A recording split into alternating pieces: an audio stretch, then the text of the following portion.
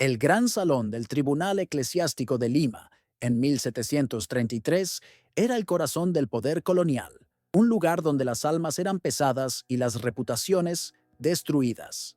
Las paredes de piedra oscura, adornadas con tapices de escenas bíblicas de juicio, parecían absorber la luz, creando una atmósfera de solemnidad y pavor. La élite de la ciudad de los reyes estaba toda presente, ocupando los bancos de madera pulida. Eran las 10 familias más ricas y poderosas del Perú, vestidas en sedas y terciopelos. Sus rostros, una mezcla de piedad pública y una curiosidad morbosa y hambrienta, no vinieron a ver la justicia, sino a presenciar un sacrificio. En el centro de su atención, de pie y sola ante una mesa de obispos, estaba la ofrenda.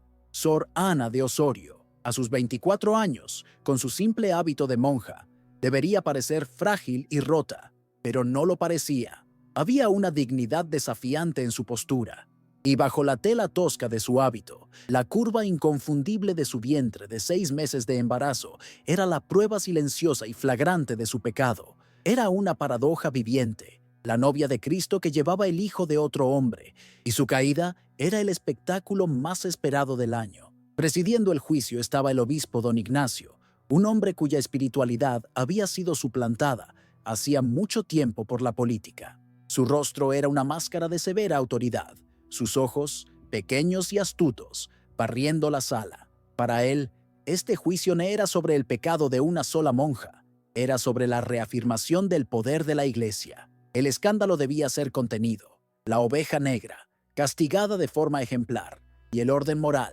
restaurado. Veía a Sor Ana no como un alma perdida a ser salvada, sino como un problema a ser erradicado públicamente.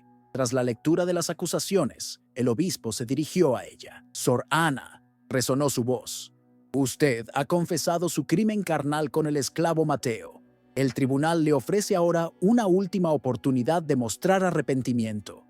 Arrepiéntase de su pecado, implore la misericordia de Dios, y quizás la Iglesia pueda ser clemente con su alma». Todos los ojos se fijaron en ella. Este era el momento esperado, la parte del guión en la que la pecadora debía derrumbarse en lágrimas, en súplicas, en una actuación de remordimiento que satisfaría a todos. Pero Sor Ana no lloró, levantó la cabeza y la expresión de humildad que había usado hasta entonces desapareció, reemplazada por algo nuevo. Sus ojos antes bajos ahora brillaban con una furia fría e inteligente. Una leve sonrisa, desprovista de toda alegría, asomó a sus labios. La oveja sacrificial estaba a punto de rebelarse como un lobo. Ignoró a los obispos frente a ella. Lentamente se giró, su cuerpo embarazado moviéndose con una gracia deliberada para encarar al público, a los nobles que habían venido a deleitarse con su caída. Su mirada barrió la primera fila, pasando por rostros familiares, hasta posarse en uno de los hombres más poderosos del virreinato, el Marqués de Valdivia, un hombre conocido por su piedad pública y su inmensa riqueza. Lo miró directamente, su mirada tan penetrante que el marqués, sorprendido, se removió incómodo en su asiento. Un silencio confuso comenzó a extenderse por el salón. ¿Qué estaba haciendo? El juicio era de ella, no de ellos. «Su excelencia, el obispo», dijo Sor Ana, su voz clara y resonante, todavía mirando al marqués. «Habla usted de confesión y de pecado. Es un tema noble». Hizo una pausa, dejando que la tensión se acumulara a un nivel casi insoportable. «Y ya que estamos confesando pecados», continuó, cada palabra cayendo como una gota de veneno en el silencio. «¿Qué es? Marqués de Valdivia, ¿por qué no le cuenta al tribunal sobre las misas negras que celebra en su bodega en las noches de luna llena?» La frase estalló en el salón con la fuerza de una bomba. Un suspiro colectivo, un sonido de cientos de personas inhalando al mismo tiempo. Fue la única respuesta. El marqués de Valdivia se puso blanco como un fantasma, su boca abriéndose y cerrándose sin que saliera ningún sonido. El obispo don Ignacio se puso de pie, su rostro una máscara de furia y conmoción. El público de nobles se congeló, las sonrisas de burla reemplazadas por miradas de pánico y desconfianza. Lo que debía ser el juicio humillante de una monja pecadora se había transformado en algo completamente diferente. Sor Ana, la mujer que no tenía nada que perder, acababa de revelar que poseía el arma más poderosa de todas: la verdad, los secretos, los pecados, las hipocresías de la élite de Lima, que había oído durante años en los susurros del convento, eran su munición. Acababa de disparar el primer tiro. El silencio mortal que siguió a su acusación fue la prueba de su poder. Su juicio ya no era el evento principal. Había dado la vuelta a la tortilla, convirtiendo su banquillo de acusada en un púlpito y a sus jueces en su público. Ya no luchaba por su vida, luchaba por llevarse el mundo de ellos al infierno junto con ella. Su juicio acababa de convertirse en el juicio de todos ellos. Suscríbete para descubrir cómo una monja acorralada usó los secretos más oscuros de la élite para librar una guerra de una sola mujer contra el sistema que la condenó. Para entender la bomba que Sorana detonó en el tribunal, es necesario primero comprender el mundo que la creó. Lima, en 1733. La ciudad de los reyes era la capital del virreinato, un lugar de poder y riqueza, casi míticos. La plata de Potosí fluía por sus calles, financiando la construcción de palacios barrocos e iglesias cuyos altares goteaban oro. La nobleza de Lima, compuesta por familias que remontaban su linaje a los primeros conquistadores, vivía en un estado de opulencia y orgullo que rozaba lo divino. Se consideraban la flor y nata del nuevo mundo, los guardianes de la fe y la civilización. Pero detrás de la fachada de fervor católico y de suntuosos banquetes, la ciudad era un nido de hipocresía. El honor público era el bien más preciado y las apariencias, la única verdad que importaba. Mientras los nobles competían en donaciones a la iglesia y en demostraciones de piedad, sus vidas privadas eran un laberinto de adulterios, negocios corruptos, amargas rivalidades y pecados secretos. La sociedad era un teatro, y cada miembro de la élite desempeñaba su papel con una dedicación impecable, sabiendo que un solo desliz, un solo secreto revelado, podría llevar a la ruina total. En este teatro, los conventos desempeñaban un papel crucial. El convento de Santa Clara, donde Ana fue enclaustrada, no era solo un refugio para la devoción espiritual, era, en la práctica, un depósito de lujo para las hijas sobrantes de la nobleza. Las leyes de herencia dictaban que las fortunas familiares debían permanecer intactas, pasando al hijo mayor. Las hijas menores, como Ana, eran un problema. Sus dotes dividirían la riqueza de la familia. La solución era elegante y piadosa: entregarlas a Dios, encerrándolas en un convento por el resto de sus vidas. La vida dentro del convento era un espejo de la sociedad de afuera. Había una jerarquía rígida, no basada en la piedad, sino en la riqueza y el estatus de la familia de cada monja. Las hijas de las familias más ricas vivían en celdas espaciosas, tenían sus propias criadas y recibían visitas constantes. Las de familias menores vivían en condiciones más humildes. El convento no era un lugar para escapar del mundo, sino un lugar para continuar sus intrigas y sus políticas sociales por otros medios, bajo el velo de la santidad. El amo de este universo era el obispo don Ignacio. Era menos un hombre de Dios y más un príncipe de la iglesia. Un político astuto que entendía que el control sobre las almas de la élite le daba el control sobre la propia ciudad. Usaba los conventos como puestos de escucha, recopilando los secretos y los pecados de las grandes familias a través de las confesiones y los chismes que circulaban tras los muros sagrados. Usaba ese conocimiento para mantener a los nobles a raya, para extraer donaciones y para asegurar que su propio poder permaneciera incuestionable. Ana de Osorio no nació para ser monja. Era la hija menor de una familia noble, pero poseía un espíritu curioso y una mente aguda que no encajaban en el molde de una esposa sumisa. Prefería los libros de la biblioteca de su padre a los bailes y las conversaciones vacías. Pero su inteligencia era una desventaja.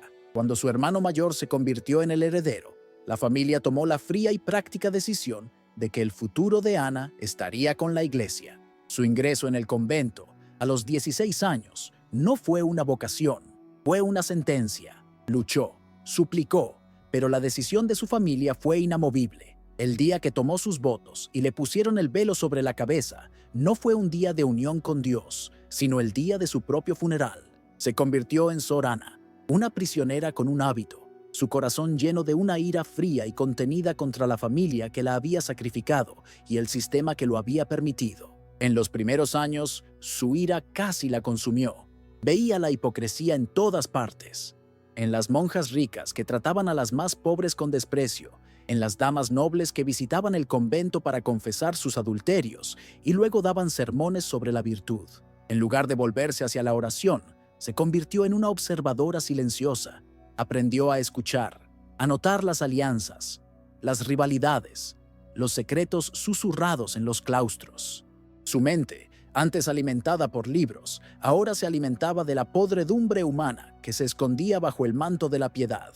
Su inteligencia y su impecable caligrafía no pasaron desapercibidas para la Madre Superiora. Sorana fue nombrada su asistente personal y escriba del convento.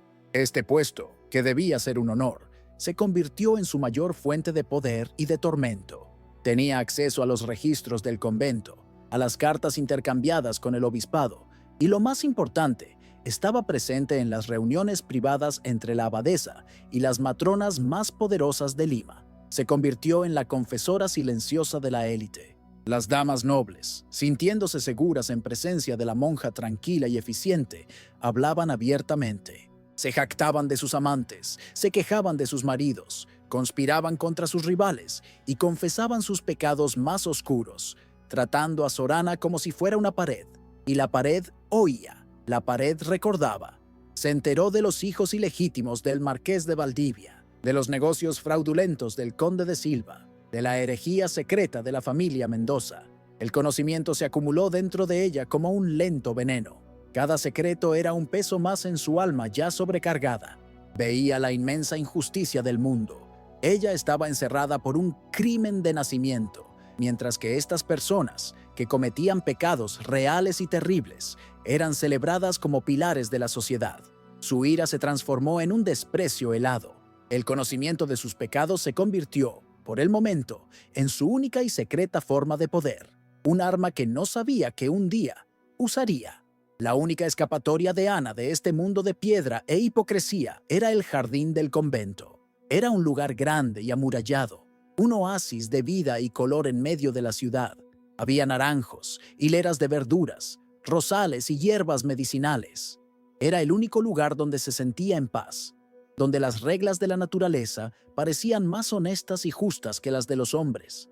Pasaba sus horas de meditación caminando por sus senderos, el único momento del día en que podía respirar libremente. El guardián de este santuario era un esclavo llamado Mateo. Pertenecía al convento, una propiedad de la iglesia, y era el responsable de cuidar los jardines. Era un hombre callado y fuerte, con manos que parecían nacidas de la propia tierra. Se movía por el jardín con una calma y un propósito que a Ana le resultaban reconfortantes. Había en él una dignidad, una conexión con el mundo natural que contrastaba fuertemente con la artificialidad nerviosa de las personas con las que se veía obligada a convivir. Al principio, no hablaban. La regla del silencio y la barrera entre una monja noble y un esclavo eran infranqueables. Su comunicación se basaba en pequeños gestos. A veces, al pasar junto a ella, él dejaba un higo perfectamente maduro o una rosa recién cortada en un banco de piedra, donde sabía que ella se sentaría. Eran ofrendas silenciosas, pequeños reconocimientos de su presencia mutua en ese espacio de paz. Ana, a su vez, a veces dejaba un trozo de pan del refectorio cerca de sus herramientas. La primera conversación fue sobre un rosal que estaba enfermo. Ana, usando los conocimientos de jardinería que había adquirido en los libros, sugirió una poda específica. Mateo, que conocía la planta por instinto, explicó que la raíz estaba enferma. Discutieron, no como señora y siervo, sino como dos expertos apasionados por el mismo tema. La conversación fue breve y arriesgada, pero abrió una puerta. Descubrieron que podían hablar, que había un terreno común entre ellos: la tierra, las plantas, la vida. Las conversaciones se convirtieron en su secreto. En sus paseos, se detenía cerca de donde él trabajaba e intercambiaban palabras en voz baja, con el pretexto de discutir sobre el jardín. Encontró en él una honestidad y una sencillez que eran un bálsamo de su alma. Él no la veía como Sorana, la noble prisionera, sino como una mujer inteligente y curiosa. Y ella no lo veía como Mateo, el esclavo, sino como un hombre sabio y amable, un filósofo del suelo. Él se convirtió en su confesor, de una manera que ningún sacerdote podría hacerlo jamás. Con él, ella no necesitaba fingir piedad. Podía hablar de su ira, de su sentimiento de injusticia, de su anhelo de un mundo que nunca había conocido. Mateo escuchaba sin juzgar. Entendía, a su manera, lo que era ser un prisionero. Hablaba de su propia vida, de su propia familia perdida, de sus propios sueños silenciosos. En ese jardín, dos de las personas más solitarias de Lima encontraron un refugio el uno en el otro. La conexión, nacida de la soledad y el respeto mutuo, se profundizó. La admiración intelectual y la amistad dieron paso a un afecto que ambos intentaron ignorar, pero que era tan natural e inevitable como el florecimiento de las flores que cuidaban. El amor entre ellos no fue una explosión de pasión prohibida, como las que Ana oía en los susurros de las nobles. Fue un crecimiento lento y silencioso, una raíz que se hundió en la tierra de su soledad compartida, un sentimiento tan puro y tan peligroso que amenazaba con derribar los muros del convento y del mundo. El amor de Ana y Mateo, nacido en el sagrado suelo del jardín del convento, era una herejía silenciosa. Sus encuentros se convirtieron en el eje alrededor del cual giraban sus vidas. En la oscuridad, después de que las otras monjas se retiraran a sus oraciones nocturnas, Ana se deslizaba hacia el jardín, donde Mateo la esperaba. La belleza del lugar, bajo la luz de la luna, el perfume de las flores, el suave sonido de la fuente, era el escenario de su amor prohibido. No hablaban del futuro, pues sabían que no tenían uno. Vivían solo en esos momentos robados, un frágil presente que ambos sabían que no podía durar. Su intimidad era total, un refugio de la hipocresía que los rodeaba. Con él, Ana no necesitaba ser Sorana, la noble prisionera. Podía ser solo Ana, una mujer con miedos, sueños y deseos. Con ella, Mateo no era solo un esclavo, una herramienta sin rostro. Era un hombre, con una mente, un alma y un corazón que eran vistos y valorados. Su amor era un acto de reconocimiento mutuo, una afirmación de su humanidad en un mundo que intentaba negar la de ella y borrar por completo la de él. Cada beso, cada caricia, era un acto de desafío contra el orden impuesto por Dios y por los hombres. Pero el mundo real tiene una forma de invadir hasta los santuarios más secretos. Y la consecuencia de su amor llegó de la forma más innegable. Ana, cuyo cuerpo estaba bajo el escrutinio constante de las otras monjas, comenzó a notar los cambios. La fatiga, las náuseas matutinas, la ausencia de su ciclo. La verdad la golpeó con un terror helado. Estaba embarazada. El fruto de su amor, lo único puro en su vida, era también la prueba física e irrefutable de su pecado, una prueba que crecía dentro de ella y que, pronto, se volvería imposible de ocultar. El pánico la consumió. Una monja embarazada. Era un escándalo de proporciones cataclísmicas. Significaba la ruina total, no solo para ella, sino para Mateo. Sería juzgada, condenada, y probablemente pasaría el resto de sus días en una celda de penitencia. Él, como el esclavo que profanó a una novia de Cristo, se enfrentaría a una muerte por tortura. El niño, si nacía, quedaría marcado para siempre como el hijo del pecado, un bastardo sin nombre y sin futuro. El amor de ellos, que les había dado tanta vida, ahora amenazaba con traer la muerte y la desgracia para todos. Se lo contó a Mateo en un desesperado encuentro nocturno. La noticia lo golpeó con la fuerza de un mazazo, pero en su rostro ella no vio miedo por sí mismo, sino por ella. Su primera preocupación fue la seguridad de ella y del niño. En ese momento, en medio del pánico y la desesperación, su amor se profundizó aún más, forjado ahora en el fuego de una crisis compartida. No sabían qué hacer, pero sabían que lo enfrentarían juntos. Su única esperanza era que el embarazo pudiera ocultarse el tiempo suficiente para que pudieran planear algo, cualquier cosa. Pero los muros de un convento tienen más ojos y oídos que cualquier fortaleza. Había otra monja, Sor Carlota, una mujer de una familia noble menor, que siempre había resentido la posición de Ana como asistente de la abadesa. Movida por una envidia venenosa disfrazada de celo religioso, llevaba meses observando a Ana. Notó la palidez de Ana, sus frecuentes idas al jardín, su creciente reclusión y, con una mirada entrenada en la malicia, notó el sutil cambio en la forma de su hábito. Sor Carlota no tenía pruebas, pero la sospecha era suficiente. Llevó sus preocupaciones a la Madre Superiora. La abadesa, una mujer anciana y rígida, inicialmente desestimó la acusación como un chisme malicioso, pero la semilla de la duda fue plantada. Comenzó a observar a Ana más de cerca. Un día, al encontrar a Ana sintiéndose mal, la obligó a someterse a un examen con la médica del convento. La verdad fue revelada. El escándalo estalló dentro de los muros del convento. La reacción de la Madre Superiora fue de puro horror, no por el pecado, sino por la deshonra que caería sobre su institución. Su primera acción fue confinar a Ana en una celda solitaria. La segunda fue convocar al obispo don Ignacio. La noticia de una monja noble embarazada era una bomba que amenazaba no solo al convento, sino a la delicada red de poder que el obispo mantenía sobre la élite de Lima. Llegó al convento no como un pastor, sino como un gestor de crisis. La mente del obispo Ignacio trabajó rápidamente. La cruda verdad, un romance entre una monja y un esclavo, era inaceptable. Mancharía la reputación de la noble familia Osorio y, por asociación, la de la iglesia que no había logrado proteger su virtud. Necesitaba una narrativa diferente, una que transformara el pecado en tragedia, la culpa en victimismo. Necesitaba una historia que la sociedad pudiera tragarse, una historia que reforzara, en lugar de desafiar, el orden existente. Fue entonces cuando concibió el diabólico plan. No fue un romance, le declaró a la abadesa. Fue un acto de brujería. La narrativa era perfecta.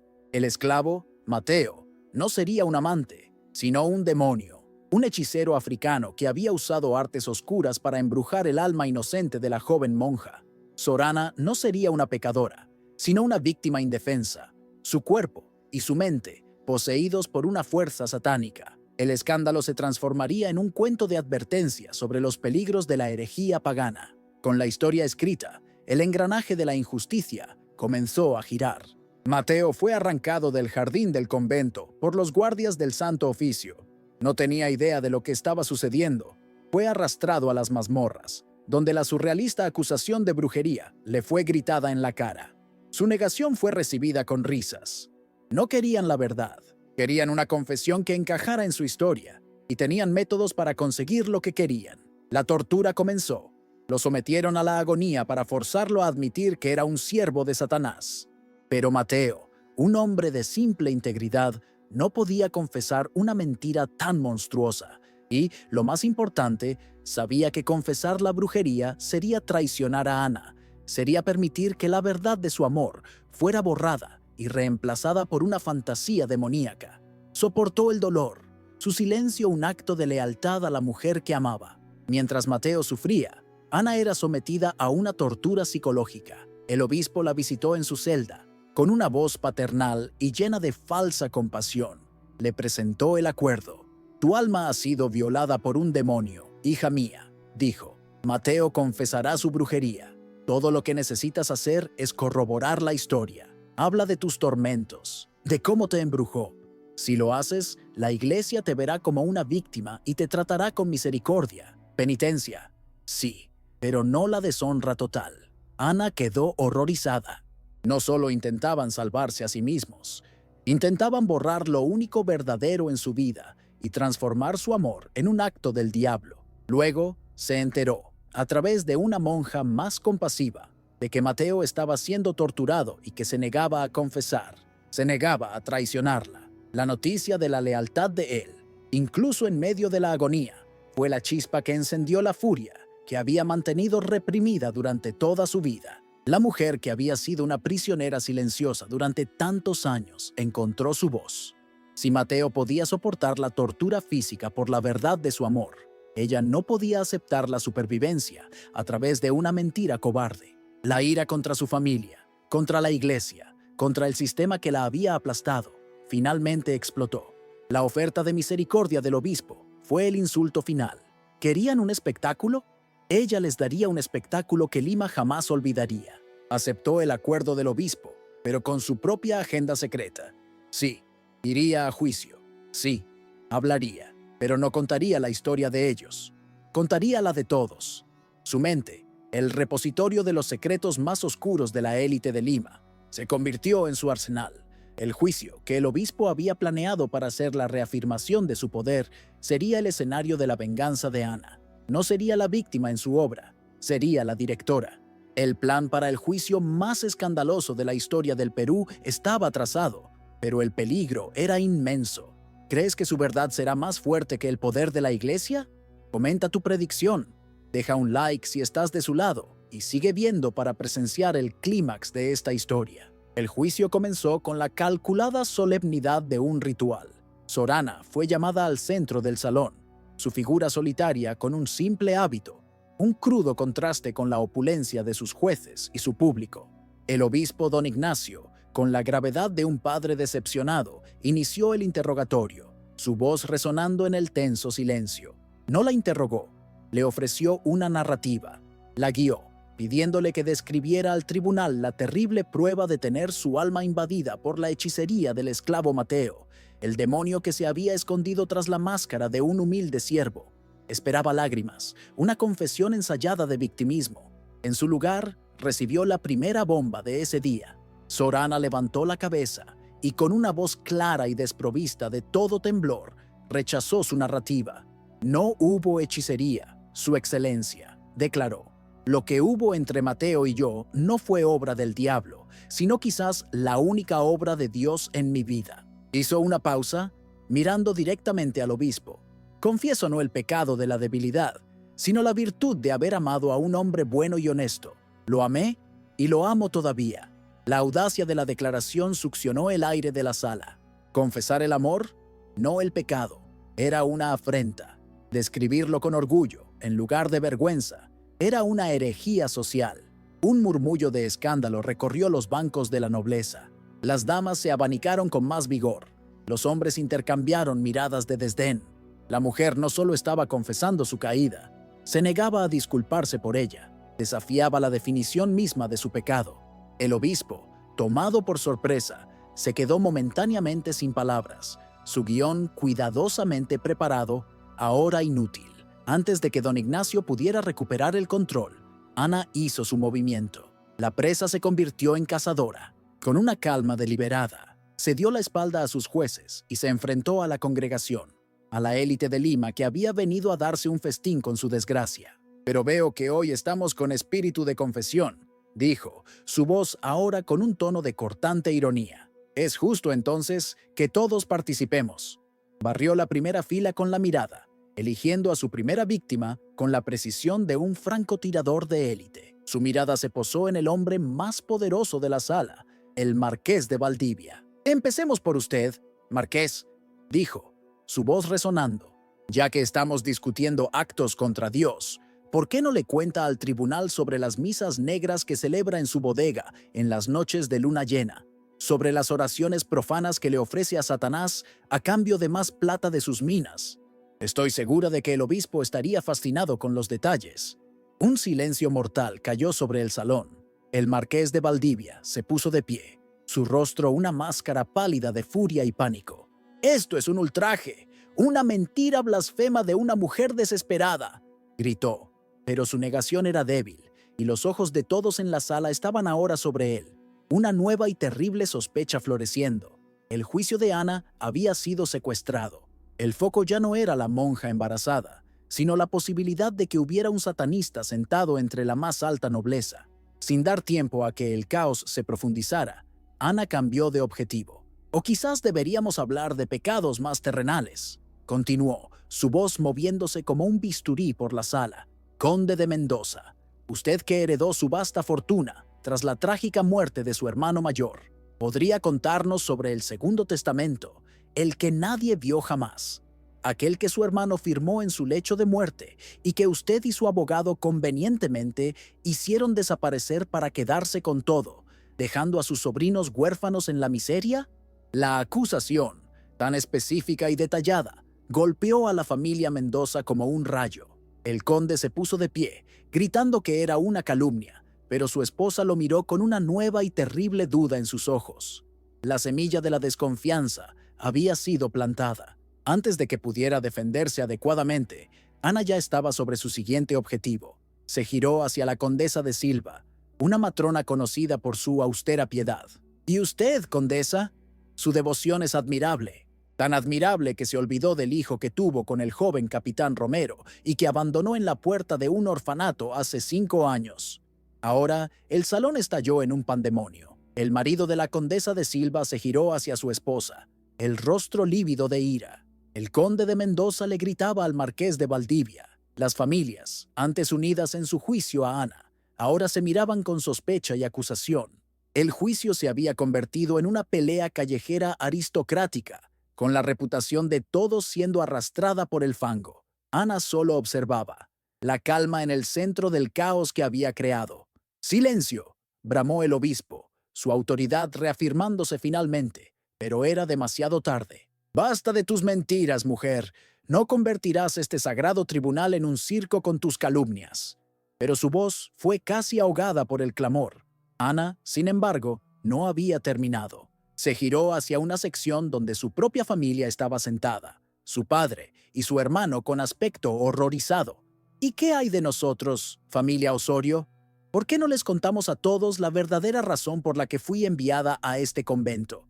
Para que mi querido hermano pudiera heredar toda la fortuna familiar, sin tener que dividirla con la dote de una hija». El arma de Ana era su memoria impecable. Durante sus años como escriba de la abadesa, no solo había oído chismes, había leído cartas, transcrito acuerdos, escuchado confesiones susurradas que revelaban los esqueletos en cada armario noble de Lima. Cada acusación que hacía estaba respaldada por un pequeño detalle, un nombre, una fecha, un lugar, que sabía que era verdad y que los acusados sabían que ella sabía. No estaba fanfarroneando, estaba detonando un arsenal de verdades. El resultado fue la implosión de la élite de Lima. El juicio ya no trataba sobre el pecado de una monja, se había convertido en la podredumbre de toda su clase. La confianza, el barniz de honor que mantenía unida a su sociedad, estaba siendo disuelto por un ácido de verdad. Los maridos ahora dudaban de sus esposas. Los socios comerciales se convertían en enemigos. Ana, en su genialidad, se dio cuenta de que la mayor debilidad de sus opresores era el peso de sus propios secretos. En medio del caos, aprovechó un momento para defender al único hombre inocente en la sala. «Condenan a Mateo por un crimen de amor», gritó por encima del ruido. «Pero yo les digo, su silencioso honor frente a la tortura vale más que el honor de todos los hombres de esta sala juntos. No es un demonio. Es simplemente un hombre mejor de lo que cualquiera de ustedes será jamás». Su defensa de él, en medio de sus ataques a los demás, fue un testamento de su lealtad. El obispo don Ignacio finalmente se dio cuenta de que había perdido el control. Su juicio ejemplar se había convertido en su peor pesadilla. Estaba humillando públicamente a sus mayores mecenas. Y el escándalo ahora mancharía no solo a una monja, sino a toda la iglesia en Lima. La situación era irrecuperable. Tenía que ponerle fin. Con el rostro rojo de furia y pánico, dio la orden que esperaba que salvara la situación. «Basta, este tribunal ha concluido», bramó. «Guardias, retiren a esta mujer blasfema de aquí. Llévenla a las celdas». Los guardias, que habían observado la escena atónitos, finalmente entraron en acción. Agarraron a Sorana, quien no se resistió. Pero el daño ya estaba hecho. Las verdades habían sido dichas. Las semillas de la discordia y el escándalo habían sido plantadas en tierra fértil y crecerían en un bosque de desconfianza y ruina. Mientras era arrastrada fuera del caótico salón, pasando junto a los rostros pálidos y furiosos de la élite que había expuesto, Ana sonreía. Era una sonrisa genuina, la primera que había esbozado en años. Había perdido su libertad, su amor, a su hijo nonato. Lo había perdido todo, pero en una única y brillante actuación de desafío, se había llevado a sus enemigos con ella. Demostró que la verdad, incluso en manos de los más impotentes, era el arma más destructiva de todas. En el momento en que los guardias arrastraron a Sorana fuera del salón, el barniz de orden y decoro que mantenía unida a la élite de Lima se hizo añicos por completo. El tribunal, que ella dejó atrás, no volvió al silencio, sino que estalló en un caos de acusaciones y recriminaciones. El marqués de Valdivia, con el rostro pálido de furia, gritaba su inocencia, mientras otros nobles lo miraban con una nueva y terrible sospecha. El marido de la condesa de Silva agarró a su esposa por el brazo con una fuerza brutal, sus ojos ardiendo de humillación pública. El juicio de una monja se había convertido en un ajuste de cuentas colectivo y el sagrado salón en un mercado de pescado. El obispo don Ignacio, al ver su espectáculo de poder convertirse en una rebelión de salón, intentó desesperadamente recuperar el control. Golpeando el mazo, bramó, declarando que las palabras de Sorana eran las últimas blasfemias de un alma poseída, mentiras sembradas por el diablo para causar discordia entre los justos. Exhortó a los nobles a recordar a su enemigo común, Satanás, y a no caer en su trampa. Fue una actuación poderosa, pero las semillas de la desconfianza, una vez plantadas en un suelo tan fértil de secretos, no podían arrancarse fácilmente. Las familias nobles abandonaron el tribunal ese día no como una clase unida, sino como un grupo de individuos heridos y desconfiados. La precisión de las acusaciones de Ana había sido demasiado grande para ser ignorada. Cada hombre miraba ahora a su vecino, a su amigo, a su socio de negocios, y se preguntaba, ¿qué más sabe ella? ¿Qué sabe de mí? La solidaridad de la élite, construida sobre un pacto de silencio y secretos compartidos, se había roto. Ana, desde su celda, había logrado convertir su fortaleza en una casa de espejos, donde cada uno solo veía la fealdad del otro. Para contener el escándalo que amenazaba con engullir la ciudad, la iglesia actuó con una rapidez despiadada y silenciosa. Mateo, la pieza central y más impotente del drama, fue el primero en ser sacrificado. Fue ejecutado discretamente en el patio de la prisión eclesiástica, lejos de los ojos del público. La causa oficial de su muerte se registró como una fiebre contraída en las mazmorras. Su verdad, su lealtad y el amor por el que murió fueron enterrados con él en una tumba anónima, un cabo suelto convenientemente eliminado para siempre. La sentencia de Sorana también se formalizó, no en un decreto público, sino en un silencioso registro del convento. Culpable de romper sus votos sagrados y de proferir herejía, fue condenada a penitencia perpetua. Su nuevo hogar sería una celda del olvido, una habitación sin ventanas en los confines más aislados del convento, donde no tendría contacto con ninguna de sus hermanas. Fue oficialmente silenciada, encerrada para pudrirse con las verdades que se había atrevido a decir. Un intento desesperado de la iglesia por enterrar su voz junto con el cuerpo de Mateo. Pero las palabras, una vez dichas, no pueden ser encarceladas. La historia del juicio escapó de los muros del tribunal y se extendió por Lima como la pólvora. Se convirtió en el mayor escándalo que la memoria viva podía recordar. En cada salón, en cada mercado, en cada confesionario, las acusaciones de Ana eran susurradas, diseccionadas, exageradas. Los nombres de las 10 familias más poderosas estaban ahora irremediablemente ligados a historias de satanismo, fraude, adulterio y corrupción, todo gracias al testimonio de una sola monja embarazada. Las consecuencias para los objetivos de Ana fueron reales y, en algunos casos, devastadoras. El marqués de Valdivia, aunque nunca acusado formalmente por la iglesia, vio su reputación manchada para siempre. El estigma de satanista lo siguió como una sombra, arruinando las perspectivas de matrimonio de sus hijos y minando su influencia política. Pasó el resto de su vida luchando contra los susurros, una batalla que nunca pudo ganar del todo. La palabra de Ana, incluso dicha por una loca, demostró ser una mancha indeleble. La casa de los Silva estalló en un escándalo público. El conde, humillado, retó en duelo al capitán Romero, lo que resultó en heridas para ambos y en la confirmación pública del romance. La condesa fue desheredada y enviada al exilio a una finca rural. Los sobrinos del conde de Mendoza, ya adultos, reabrieron el caso del testamento de su padre, iniciando una batalla legal que dividiría a la familia durante una década. La venganza de Ana continuó resonando, destruyendo vidas y fortunas, mucho después de que ella fuera silenciada. El obispo don Ignacio, el maestro de marionetas, vio cómo su teatro se desmoronaba. Había contenido el escándalo de Sorana, pero a costa de crear una docena más. Las familias nobles, antes sus aliadas y mecenas, ahora lo miraban con resentimiento, culpándolo por haber permitido que la situación se saliera de control y que sus reputaciones fueran arrastradas públicamente por el fango. Su victoria en el tribunal fue una victoria pírrica, que le costó una parte significativa de su poder e influencia sobre la élite que tanto se había esforzado por manipular. Meses después, en la oscuridad y el silencio de su celda de penitencia, Ana dio a luz a un niño. Las parteras del convento, actuando bajo órdenes estrictas, le quitaron al niño momentos después del primer llanto. Era la prueba viviente del amor que lo había costado todo, y no podía quedarse. El bebé fue llevado esa misma noche y entregado a un orfanato en las afueras de la ciudad.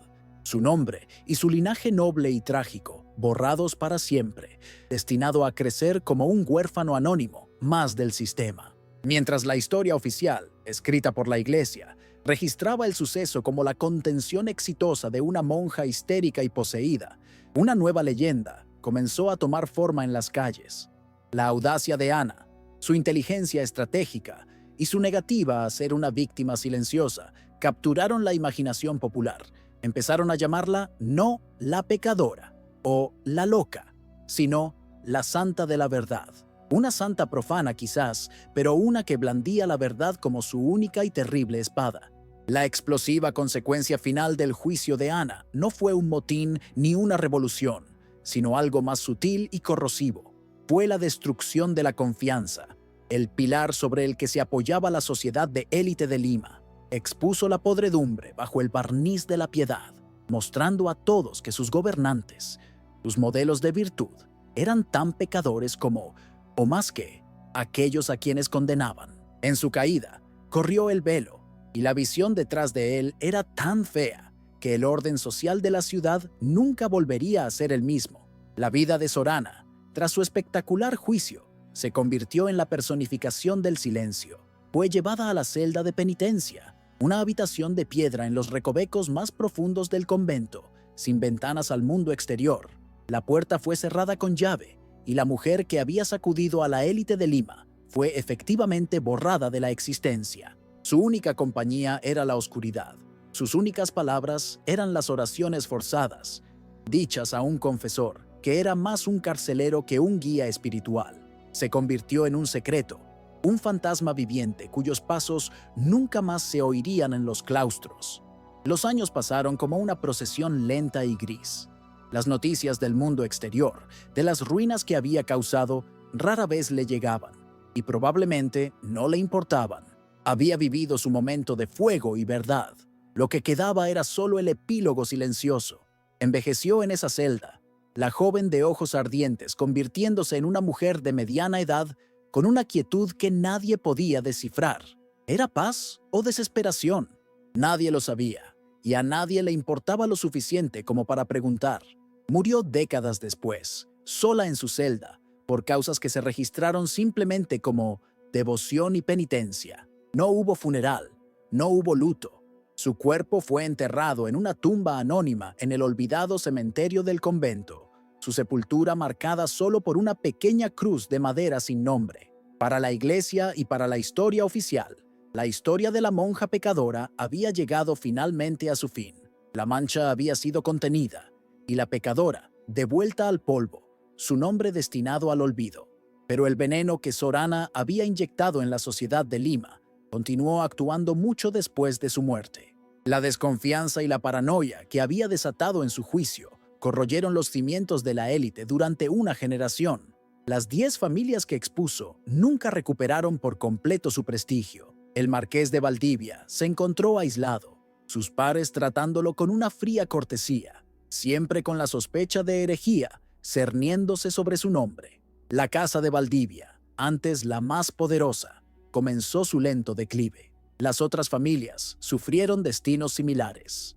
El escándalo de adulterio destrozó la casa de Silva, resultando en un litigioso divorcio que se convirtió en el chisme de la década. El fraude del testamento de la familia Mendoza llevó a años de batallas legales que consumieron su fortuna. Las palabras de Ana, pronunciadas en un solo día, se convirtieron en una maldición duradera, una onda expansiva que continuó derribando los frágiles muros del honor de la nobleza, demostrando que una reputación, Una vez hecha añicos, rara vez puede repararse. El obispo don Ignacio, el arquitecto del espectáculo, vio cómo su carrera se estancaba.